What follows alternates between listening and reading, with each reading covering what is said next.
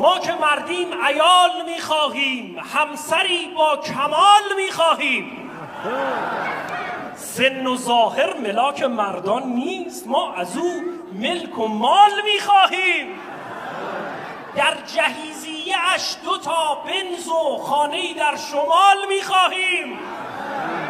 از پدرزن برای خود هدیه سفری تا نپال میخواهیم. در میان سکوت و آرامش دیدن فوتبال میخواهیم. در حقیقت چون این شرایطی نمیشود پیدا، لاجرم در خیال میخواهیم.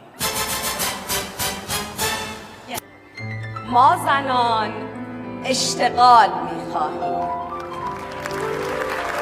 گرچه کم احتمال میخواهیم. دست کم هر 2 روز یا بیشتر 1 سفر تا شمال میخواهیم.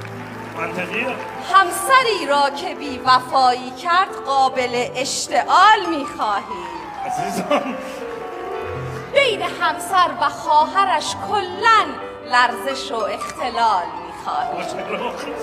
حرف آخر همین که میگویم، ما زنان اعتدال میخواهیم. حالا دستا بره بالا.